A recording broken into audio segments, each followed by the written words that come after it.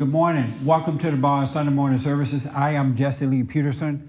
Thank you for being with me. You can get involved by calling 800-411-2663, 800-411-BOND. You can also email me, church@bondinfo.org, church@bondinfo.org, and put your name and town, your emails. And we can answer you. I can answer your question or comments today, all right, as it is happening. Good morning, everybody. Good morning. It's weird how when you speak, your hands go with the words. church@bondinfo.org. You notice that? Italian. Yeah. Italian? And that's amazing. I'm glad you guys are here. I have something that's real long that I'm going to read to you. And it's Ephesians chapter 5. Started at verse 21, all the way through chapter 6, verse 1 through 17. And I want you guys to listen to this with an open mind and tell me what you get from it, if you get anything from it or not. What do you get from it? I don't know, I just felt like, well, let me read it for you first. And but I want you to pay attention to what's being read, all right? We're going to start off Ephesians chapter 5, verse 21. And then we're going to end at Ephesians chapter 6, 1 through 17. And I don't know anybody else who could read as well as Ed can read. So I'm going to have to ask Ed to come and read it. And I want you to really pay attention to this because I want to know, what do you get from it? I don't want to just come here every Sunday and just preach to you. I need to know that you're getting something from this, because once you walk out these doors, you got to live your life, you know. And if you don't have an understanding about what's going on, then you're being defeated in life. There's no way or reason that, Sean, are you coming back real fast? Hurry up. And there's no reason any man or woman or quote unquote child of God should be defeated in life, all right? So I want you to hear this, and then I'll ask you what you get from it after this. Also out there too, I want you to pay attention to this. Ephesians chapter 5, start at 21, Ed, and then it's going to start right here. And you can read that part right there too. Okay. And then it's going to end right here. Wow. Isn't that amazing? That's a lot of reading. That's a lot of reading. How are you feeling about that? Good. Oh, okay. And I know there are you out there who hate the Bible, you've been traumatized. So be patient with this. This is so important, I think. All right. The morals of the home. Be subject to one another out of reverence for Christ. Wives should be subject to their husbands as to the Lord. Since as Christ is head of the church and saves the whole body, so is a husband the head of his wife. And as the church is subject to Christ, so should wives be to their husbands in everything. Husbands should love their wives, just as Christ loved the church and sacrificed himself for her to make her holy by washing her in cleansing water with a form of words, so that when he took the church to himself, she would be glorious, with no speck or wrinkle or anything like that, but holy and faultless. In the same way, husbands must love their wives as they love their own bodies. For a man to love his wife is for him to love himself. A man never hates his own body, but he feeds it and looks after it. And that is the way Christ treats the church, because we are parts of his body. This is why a man leaves his father and mother and becomes attached to his wife, and the two become one flesh. This mystery has great significance, but I'm applying it to Christ and the church. To sum up, you also, each one of you, must love his wife as he loves himself, and let every wife respect her husband. Children, be obedient to your parents in the Lord. That is what uprightness demands. The first commandment that has a promise attached to it is, Honor your father and your mother. And the promise is, so that you may have long life and prosper in the land. And parents, never drive your children to resentment, but bring them up with correction and advice inspired by the Lord. Slaves, be obedient to those who are, according to human reckoning, your masters, with deep respect and sincere loyalty, as you are obedient to Christ. Not only when you are under their eye, as if you had only to please human beings, but as slaves of Christ, who wholeheartedly do the will of God. Work willingly for the sake of the Lord, and not for the sake of human beings. Never forget that everyone, whether a slave or a free man, will be rewarded by the Lord for whatever work he has done well. And those of you who are employers, treat your slaves in the same spirit. Do without threats, and never forget that they and you have the same master in heaven, and there is no favoritism with him. Is that it? No, you had to go all the way down to right there. Okay. Yeah. The spiritual war. Finally, grow strong in the Lord with the strength of his power. Put on the full armor of God so as to be able to resist the devil's tactics. For it is not against human enemies that we have to struggle, but against the principalities and the ruling forces who are masters of the darkness of this world, the spirits of evil in the heavens. That is why you must take up all God's armor, or you will not be able to put up any resistance on the evil day, or stand your ground, even though you exert yourselves to the full. So stand your ground, with truth a belt around your waist, and uprightness a breastplate, wearing for shoes on your feet the eagerness to spread the gospel of peace, and always carrying the shield of faith, so that you can use it to quench the burning arrows of the evil one. And then you must take salvation as your helmet, and the sword of the Spirit, that is, the Word of God. In all your prayer and entreaty, keep praying in the Spirit on every possible occasion. Never get tired of staying awake to pray for all God's holy people, and pray for me to be given an opportunity to open my mouth and fearlessly make known the mystery of the gospel, of which I am an ambassador in chains. Pray that in proclaiming it I may speak as fearlessly as I ought to. Thank you. All right. Interesting? Yeah. Interesting? Interesting. Ed, you read it. What did you get from it? Well, it's funny. When you read, you have to kind of not listen to what you're saying. Otherwise, you're going to stumble all over it. Oh, okay. I've never read that fully all the way. I will tell you that as I was reading it, I was thinking of my own family situation very heavily. Yeah. Of course, there's a lot of strange words about slaves and masters, but you can think of it as corporations and employees. That's what it means. Workers Absolutely. and employers, employees. And there's a lot of common sense in that. Yeah. There's a lot of what life is like. And Yeah. that passage there is often used in some weddings, and people really get angry with those passages. Yeah. I used it in my own.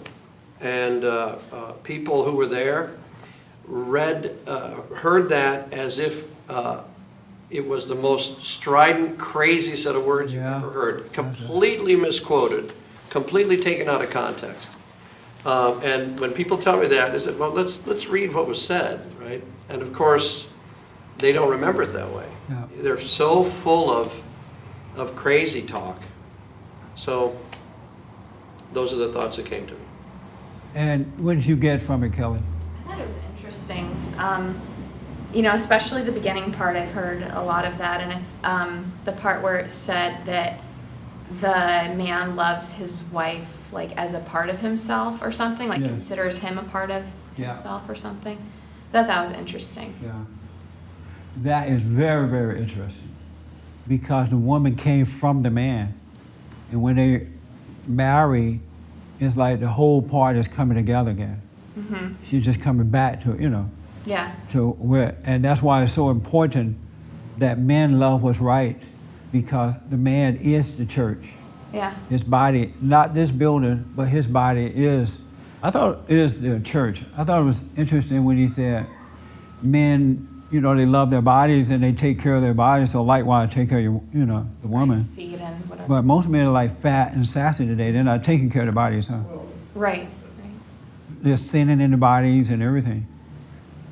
Yes, yes. I would say that the opposite is what people think. Most people today think that the women wash, take care of the men. Right. And those are the very ones who are most offended by that phrase. Yeah, exactly. Because they think the guys are pretty miserable human beings. A lot of them are.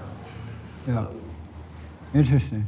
When it said, you know, I had this little voice go off in my head when it said, you know, very much makes a point of obeying your husband and like in everything, or Yeah. you know, like very, very explicit. And I guess maybe that's the line that people protested to at his wedding or whatever.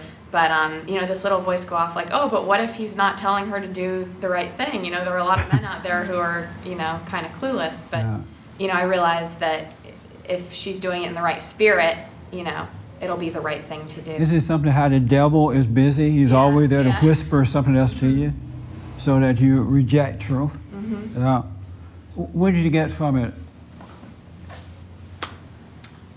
I was kind of thinking the same thing she was thinking about when it said obey your husbands. And sometimes when I look at guys today, our friends that are, my friends that are married or is with somebody or my sister's husband, I just can't see obeying your husband. You cannot see when you see like your sister husband or some other man. And why not? Because they're like children. The men are like children. Yeah. And what does obey mean when you hear that? Like to be, A little louder for me. obeying is like what it said, to be subject to listen to someone, to do what they say, Right. to take in, I guess, in consideration everything what they say. I don't. Okay. When you hear her say in the black right here, when you hear, did you hear this? You just came, you didn't hear it. Okay. What does obey, when you hear obey your husband, what do you get from that, Mary? I get, you know, obey as in when your husband says, well, don't buy this, and you listen. You follow the word of the husband. What do you think about what she just said? She's looking at these weak men today and she just can't see obeying those kind of guys. Well, those, you know, typically that's the type of man that the women pick, somebody who's not godly, who's not under Christ. I mean, if you're not under Christ, then you don't have the set of rules in you that make you principled enough to be a leader. Leaders have. Are you able to obey a man like that? If a principled person, yeah. If he's weak? No, You can't obey a weak man? no. Why not? Because, I mean, why would you get involved? I mean, you wouldn't marry a weak man, hopefully. But if you do, But all of them are weak, so you're not going to get married. I'm not.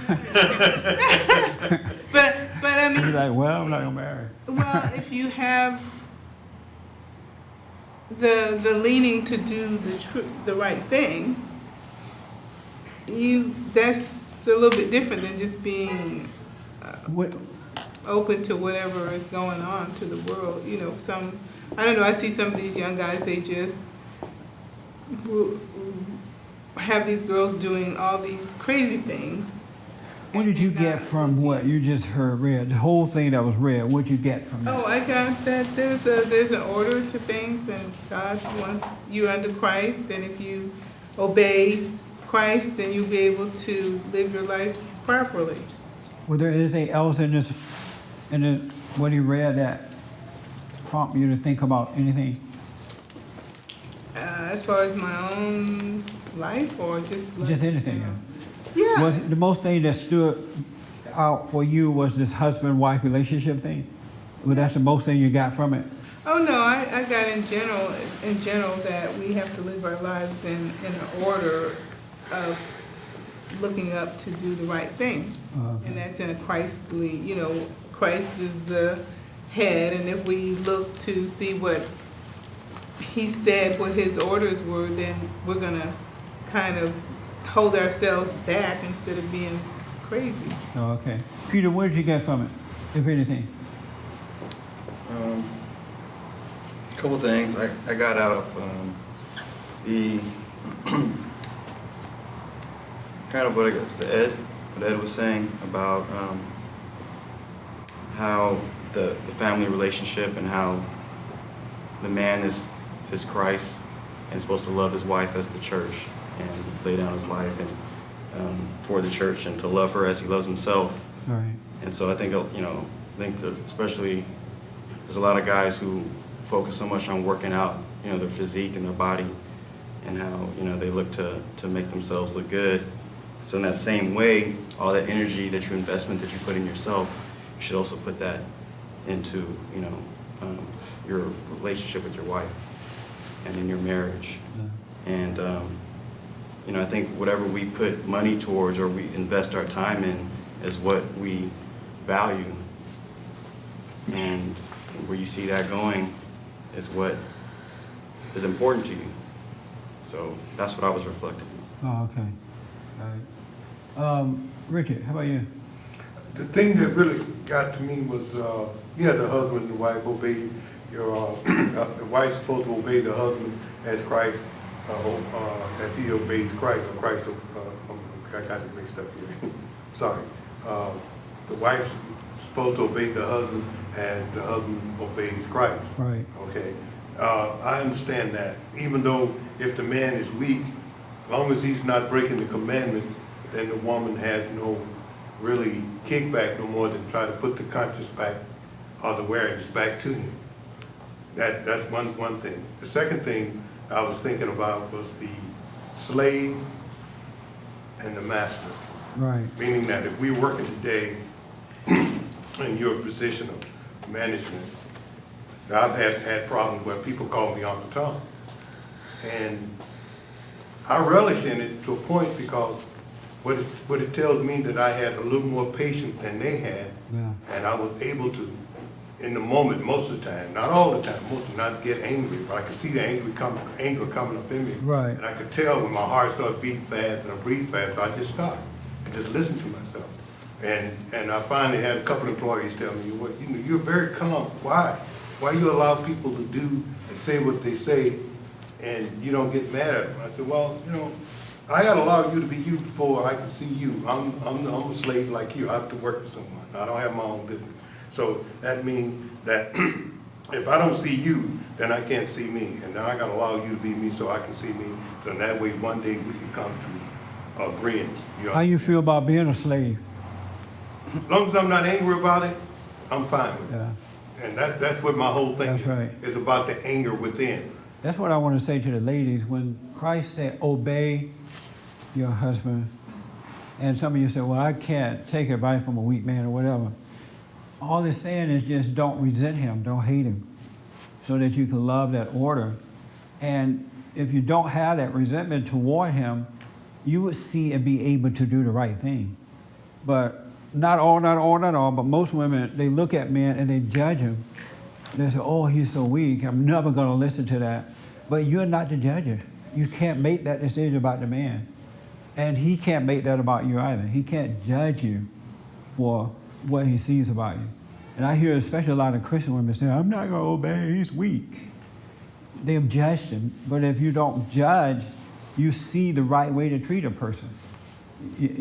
I think Richard touched on it. You have a righteous compassion for your husband. And even through that, God can work that family to come together in the right way. But women make that judgment, and they feel holy in that judgment of the man. And that's why they can't live together, because he got to be like, he has to be what she says he ought to be in order for us to work. So you don't judge what you see about it. That's all it means. And you will see to do the right thing. That make sense? Oh, yeah. Yeah, that makes sense? Yeah. Yes. Yeah, I mean, I think the reason most women have such a negative reaction to it right away is because they think of it in a physical sense. Like he says, you know, go take the trash out, you know, Right. go, like, whatever it is, keep the kitchen cleaner. Right. And the thing is, like, we don't always know what's going on inside another person. That's right. So, you know, the husband doesn't necessarily know how stressed out his wife is, but she can see, like, okay, he wants me to do that. I'll do it, you know, if and when I can, and, Yeah. like, not hate him for, like, oh, how dare he do that? You know, I'm in a bad state right now, Yeah. type of a thing. You make an interesting point in that most people are unconscious. They don't have that mind of God. So when they hear that, they automatically start thinking in an Physical unconscious sense. way. Yes. And so it's a rejection against the order because they're unconscious as to what's going on. And that's why Christ said, forgive them, they know not what they do. They absolutely cannot see. And so when people are working together as employer, employee, friendships, familyships, if they don't have that resentment, you can work together in the right way. But most people are unconscious and they have especially women and liberal men, they automatically reject truth because they see it they can't help but see truth in a negative manner. They think that it's a competition between men and women. One is better than the other, and I'm not going to ever put myself in that position. You know, all kind of madness. Did you have another follow-up on that? No? Lost it. Oh, okay. Yes. Yeah, what I got out of it is when he said, treat your wife as you treat your own body. Yeah. Well, I know if I get off work and my wife gives me attitude, I'll get more angry. Yeah. And that's something I know I need to work on. So that was like the most important thing I got out of what he had read. And what do you do when your body gives you attitude? Do you get I know when attitude from your he own said, body? like, I guess before that, he said, love your wife, Yeah. treat your wife. How do you treat your body? How do I treat my body? No, how do you treat your body? Isn't that a good Well, question? somehow that part just kind of stuck with me when he read it. Right. Um, Yeah, I understand that part. I'm asking a different question now. How do you treat your body? well, All the anger, well, you know, you try not to abuse it, try to take care of it. Are you telling me how you do it? Are you telling me how you treat your body? You try not to abuse it? You do what? You know, try to take care of it. I'm just trying to relate it to the scriptures that was read, Right. and to my own personal situation with my wife. That I know that I already still have anger, but when I get home and she gives me attitude, it brings out more anger. Right. And how do you deal with it? I get more mad at her, and we get into an argument, or we start fussing, and she'll react back with more attitude. So Not Michelle. You're lying on. If Michelle was here, I'll have to ask her that. I can't even imagine that. Not soft-spoken. No, I'm kidding. Okay, so this reminds you of that. yeah, And read it. Okay. Did you get anything else from it? Yeah, well, the first part, no, because I was just trying to relate what Ed was reading from the scriptures to my own life, Right. and then the most important part was my relationship with my wife. Oh, okay. That what kind of stuck with me. That's the most important thing for you. Okay. Yes, Ed. Last piece, the reciting the commandment, honor your father and mother so that you may prosper, Yeah. words to that effect. Yeah. I have actually used that in my life. Yeah. When I was rebellious and doing things that would, in my mind, purposely upset my father, I never made any progress at all. This feedback is so interesting to me. I'm standing here now, and it's so interesting the feedback I'm getting. And I'll tell you why in a minute. I didn't mean to make you scared. Go ahead. You didn't make me scared. I was just so scared. So if you do as your parents would have wished for you, Yeah. you often do better than otherwise. It even said Parents, never drive your children to resentment, but bring them up with correction and advice inspired by the Lord. That's an interesting statement to me. Because 90%, you notice I didn't say 99.9, right? 90% of parents bring their children up with resentment. They cause their children to resent. Have you noticed that yet? Yep, Yeah. Did that hit you when you read it? sure, Yeah. And why? because I did that. Yeah. Isn't that amazing? Yes. I was looking up when it said to children to obey your parents and stuff. I think a lot of times when adults become adults and they didn't like when they had someone else in charge of their lives, they weren't necessarily patient with them. Yeah. They don't want to have anybody to tell them what to do under any circumstances when they become adults. And so they react like children as being rebellious against any kind of authority figure. Are you like that? No, not anymore. You were that way? Yeah. Yeah. You didn't obey your parent? No. No. But And why didn't you obey your parent?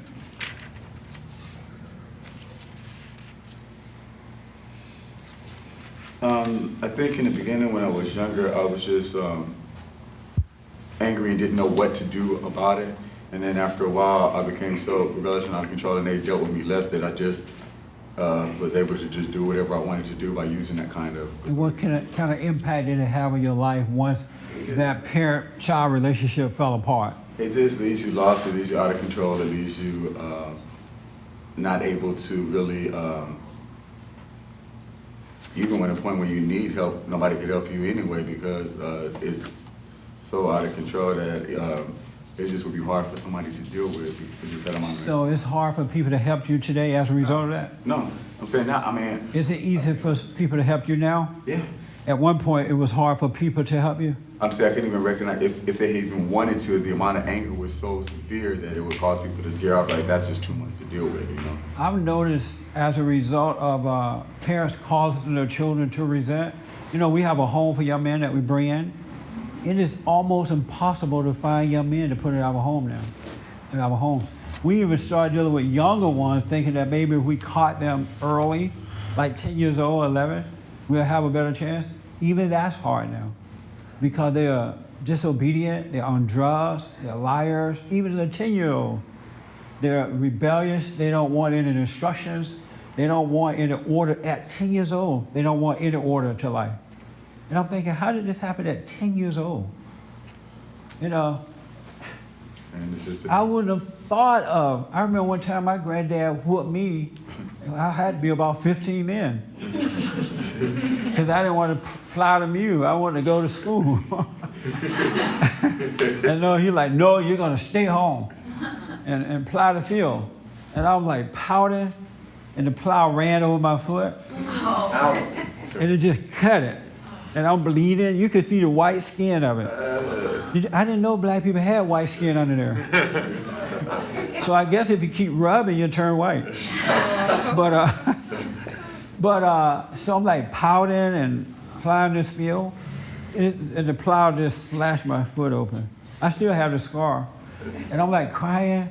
And my granddad came and he gave me another whooping.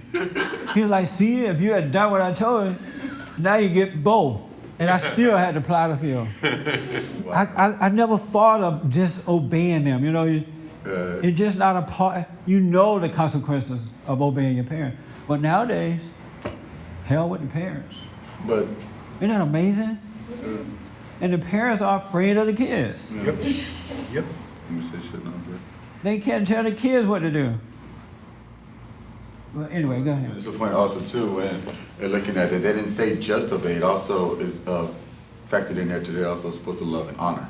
A lot of times when people are talking about just obey, they're acting like blind obedience without any other kind of point to be guiding them. That's right.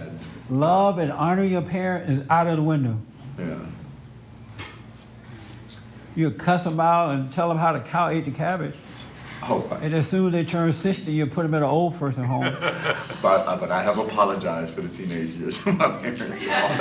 That's amazing stuff. So that's what you got from this, right? Well, I was also thinking about, so with my son, that he has a thing, like if something is going on when I'm not there with his mother, that he's still to follow what it is she's doing. He knows that he can come back to me if there's any questions about something, because she's not asking him to do anything that he shouldn't be doing anyway. Right. But even if that were the case, he doesn't get to not do it just because, whatever, he's still the child. And there's, he has a recourse to have to, if he's confused about something, that still doesn't mean he doesn't get to not do it because he doesn't want his mom to do it or because, All right. something like that. Okay. Mister, what did you get from it? Oh, and I'll come to you in a minute. Yeah, the beginning is the main part I heard. Oh. After that, I didn't really. It sounded like the beginning is what everybody heard. Nobody listens very well anymore. That's what it is, huh? That's why I'm so amazed at the feedback I'm getting. But I'll tell you why in a minute. Yes, ma'am. I think it's, regarding the kids, it's, what I've observed, it's lack of discipline and boundaries on the parents' part towards the children. Sure. It's just, I don't know what they're thinking, the parents. Like, Yeah. you can just let the kids go, run wild, and they're gonna get discipline and boundaries somewhere. Yeah. That's their job. It is. They're afraid of them. Yeah. Yes, ma'am.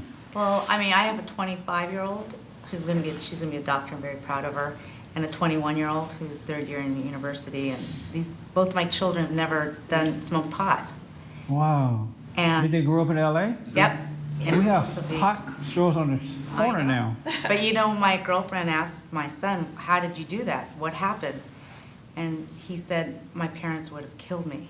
He goes, and now he's 21. He's grateful that we were active. Right. That's right. But he That's says, right. my mother would go crazy and be out of control. And I know that's not great, but I kept him from doing it. Yeah. And Yeah. like this summer he worked and he had to get drug tested, and all his friends couldn't do the same job because they all That's a smoked. very good point. We try to help these boys find jobs, young men find jobs. Most of them cannot get a job because they're drug addicts. Right. They can't pass the test. That's what my son said. And the unfortunate thing is that they were made to be drug addicts in school, because when you go to school now, public school, they give you a pill every morning Oh, yeah. to take. So, Red I mean, it's no wonder. But time is going by fast, and there's a little more I want to get into about this. Did you get anything from it way in the back? Yeah, I realize you have to have an open mind when you read that, because that slavery part, I could see how it could, turn a lot of people to become angry and say, oh, he's just, it doesn't make sense. But Right. if you're working, you could sometimes feel like you're a slave, because sometimes you have to do your job a little over and beyond what Right. it requires. Yes. So you need to do it without resenting, and you need to remember you're working for God. You're not working necessarily for other Very good people. point. That's right. And Very as good far point. as obeying your husband, I think it has to be selective. A selected husband. Selective obeying. Obey. Oh. Because they're not always right, and you can't just go jump over the cliff because they think, something's gonna And happen. who decide that they're not always right? Well, when you can see it coming, and they don't wanna listen. So I don't know, sometimes men are kinda hard-headed.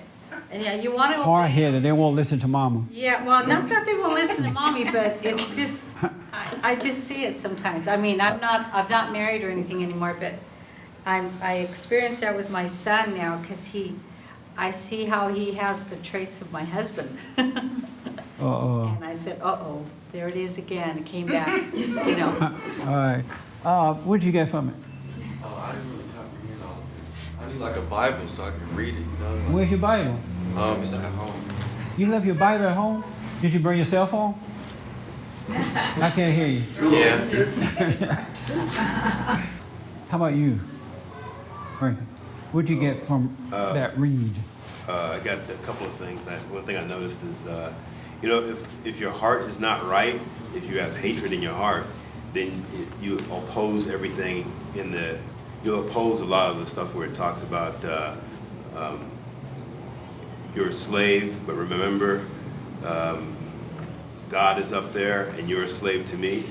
But if you're angry, you'll hear that the word slave and have hatred of it and anger of it, and you'll be opposed to it. Are you a slave Yes. to the white man? Yes.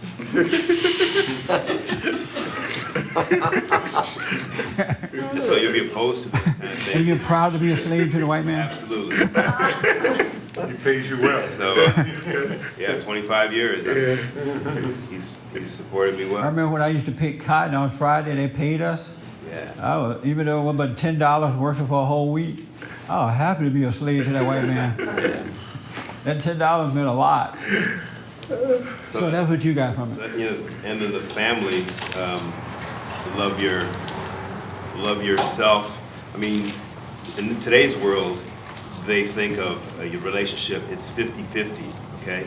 And they approve of that. They have the equal amount of power, which means nobody has power. And in the verse that was read said, love your wife, you know, and the wife love your husband. And it's a greater love than a 50-50 thing, Right. a business relationship. And for somebody to like the other more, thinking that they would have more power or a greater love is kind of crazy. Yeah. And that's what you got. That Let me see. Did I ask everybody that heard it? Michelle, did you hear him read this?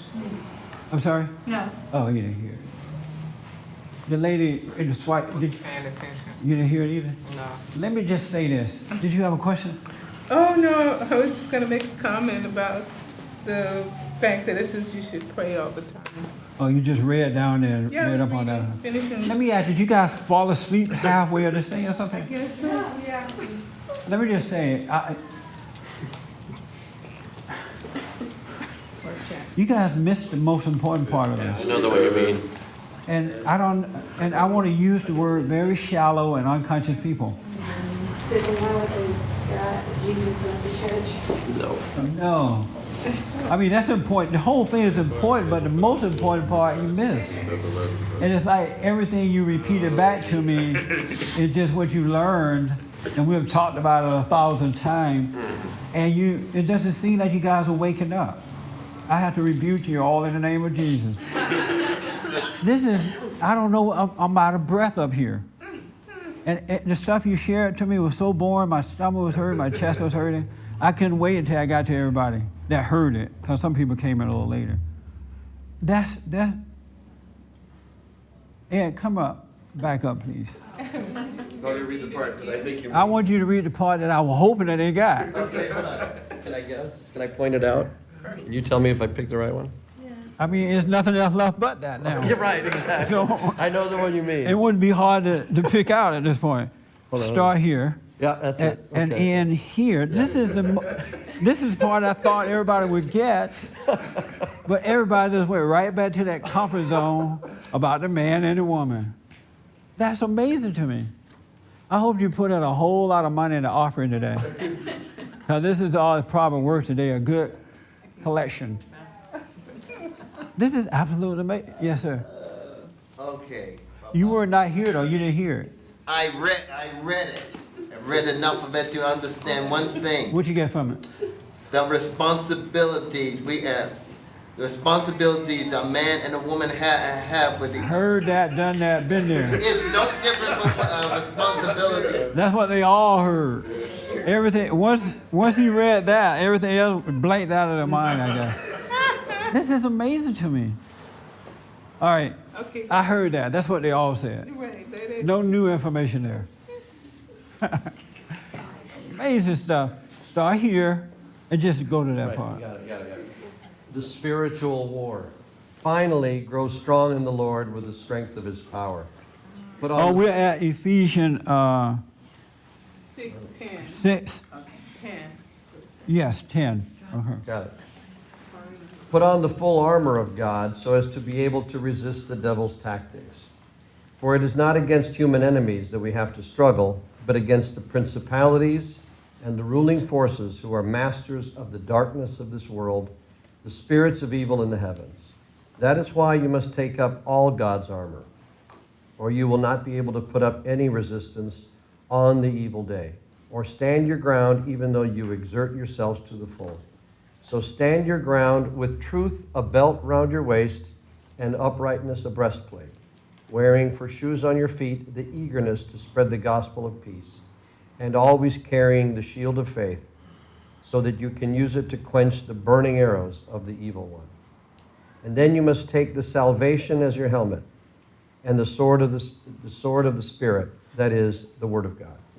Isn't that amazing? Nobody mentioned that. It was all about the man and woman relationship.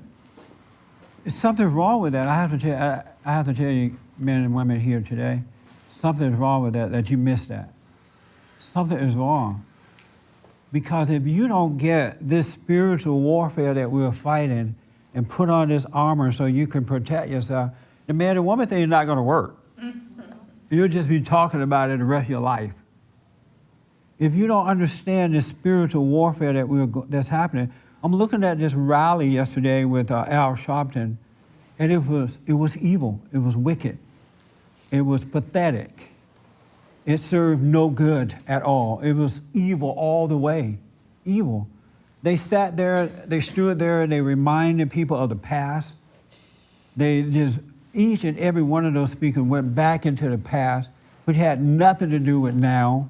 And the people, the bunch of homeless people that were out there, they were like, amen in God. And I'm thinking these people are being deceived because they can't see what's going on. They can't see that life is with them. Everything you want in life, everything you are is with you, and that it is a spiritual battle, and they are being deceived. Because they don't have that armor on, they don't see this battle between good and evil, and that there are spirits in wicked places. And it happens in our personal life and public life. And the people just don't see it. Most people are afraid to tell the truth. Here he said you got to tell the truth.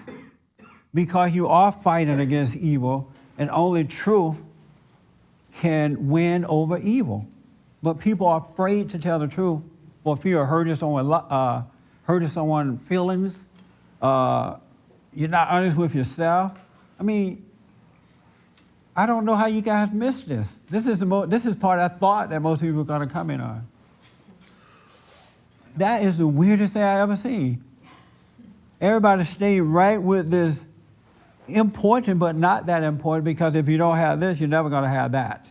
It's not going to happen. Because you're not going to see the spiritual battle that's happening in your life.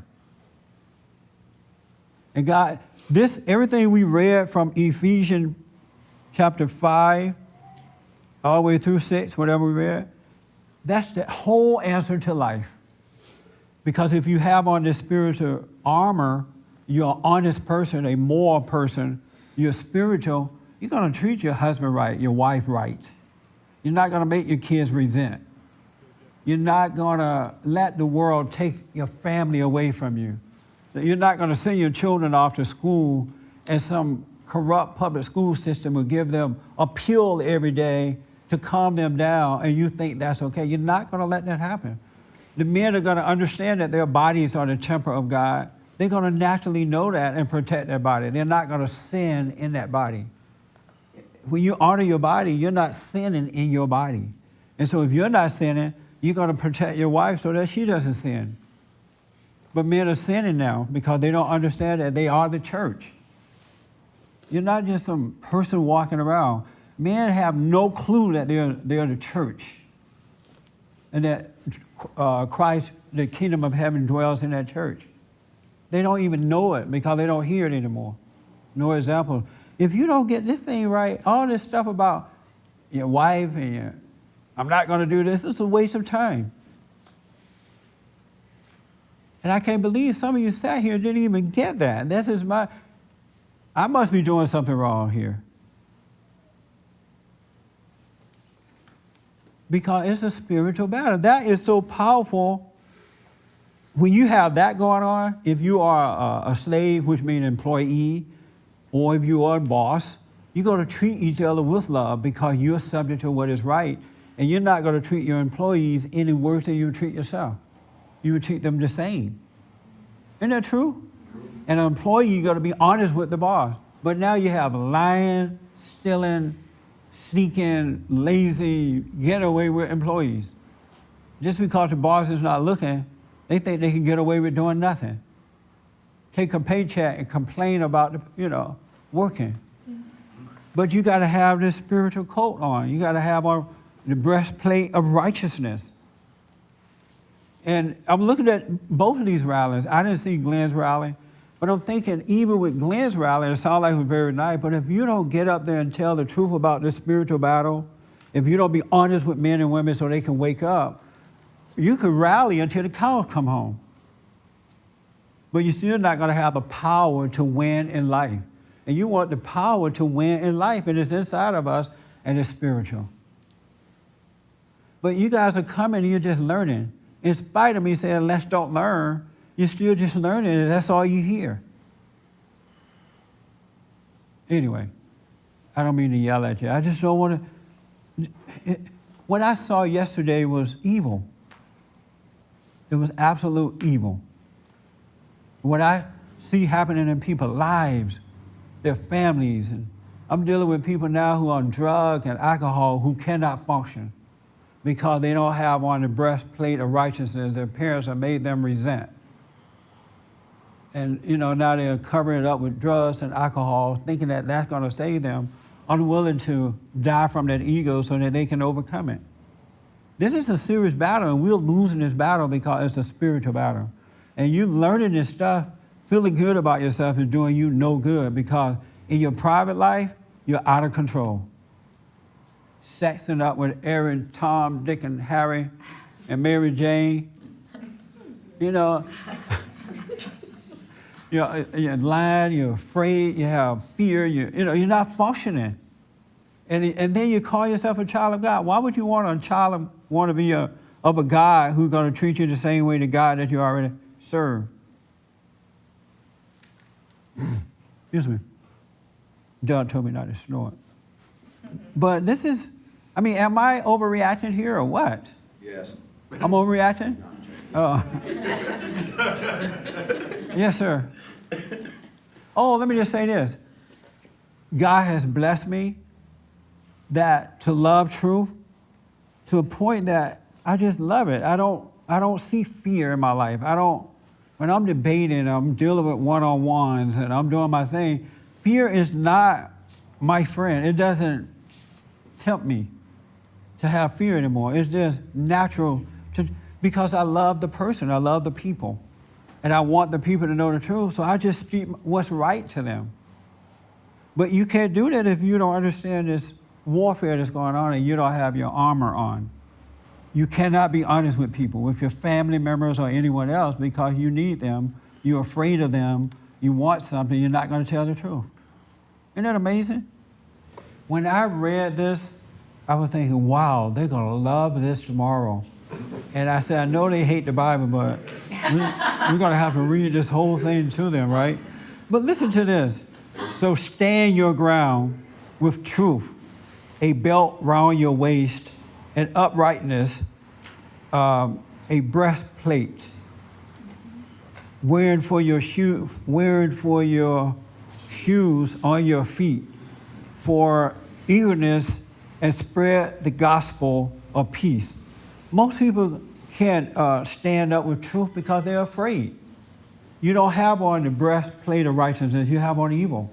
You have on resentment, judgment, so you don't have the power to stand. One thing I realized from the feedback I got back, you guys definitely are not spiritually growing. That's for sure. You come with no new information. You come with the same learned information. Have you noticed that?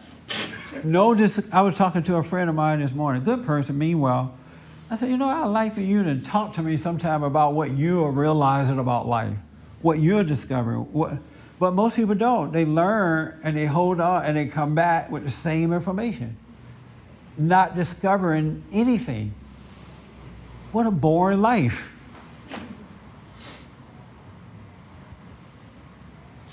Yes, ma'am. I'm learning stuff. What? Spiritually.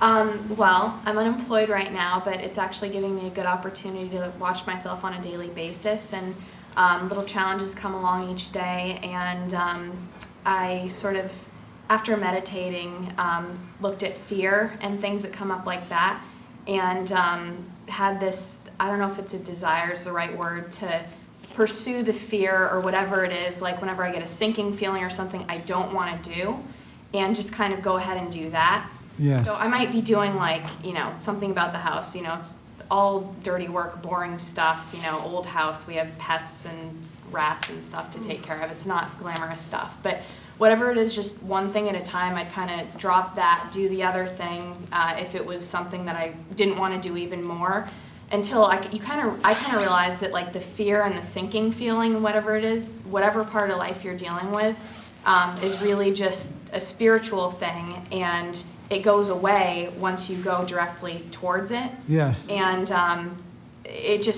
I started to realize how much I judge myself, and the fear is usually used as like, when you don't do that thing that you fear, the next thing that comes is a voice that says you're ridiculous for not doing that. And that's something I realized, like on a small level and a big level. You're on your way. You're Yeah. definitely on your way. This is so deep to me right here. Always carrying the shield of faith so that you can use it to quench the burning arrow of the evil one. And then you must take salvation as your helmet and the sword of the Spirit, that is the Word of God. One thing I realized about that when I read this, and I'm thinking like, wow, this is going to be deep to them today. They're going to love it.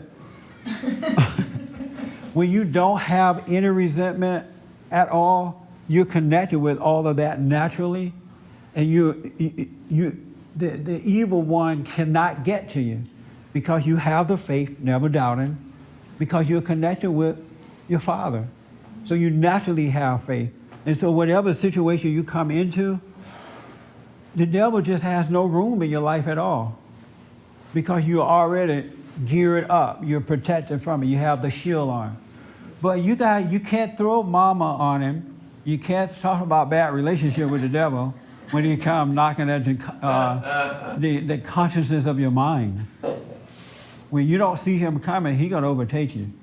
You got to pray so you can get to know yourself, so you can overcome, so God can protect you with all this, naturally protect you, so you can live the life. You got to stop playing around because we'll lost the family for the most part.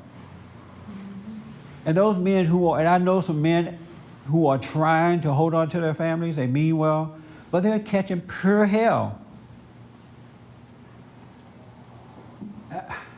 And all this is about family, it's about how to get it right, it's about the evil one, it's about how to deal with the evil one. You got to wake up, people. You really got to wake up.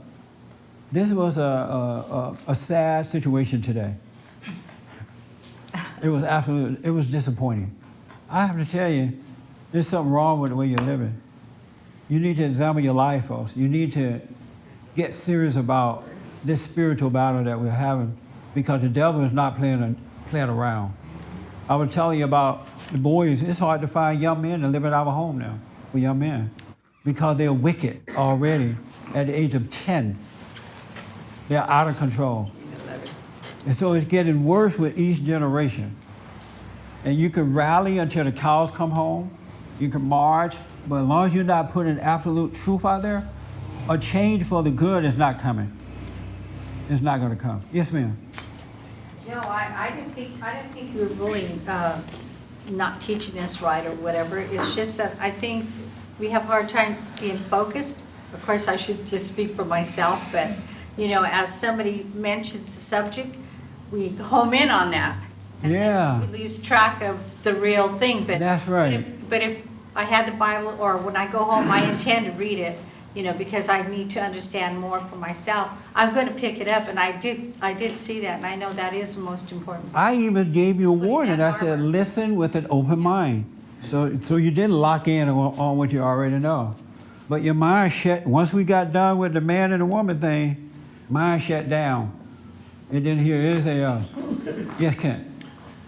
Yeah, after hearing it, I see why it's so important, and I think what is also helpful for people is to know how to put on their shield of faith and their belt of truth, and I think that's really important, because one thing is to say that, but another thing is to understand how that actually happens. And if you notice, nobody asked me that today. Well, even after Ed read it and you heard it again, no one said, well, you know what, and I'm yelling at you. No one said, well, how do you do that? What is the shield of faith? The breastplate of righteousness, what is it? Do anybody here know? No. Boy, don't be raising your hand that fast. So the rest of you don't know, right? No. And see, you need to know this. Do you know what it is? Do I know how to get the shield of faith? What it is? Surrender. What is the breastplate of righteousness? The shield of faith? What's all that? Those are attributes of God. It's true. Oh, man. I'm out of time. 30 seconds. We're going to talk about that next week. I'll let God come up with something else. We're going to deal with that because what he said is not right. I mean, it is the nature of God, but that's not what it is. All right, and I know what he means. We out. Oh, man. Don't miss next week. We're going to start with that. All right, help us out. Bye.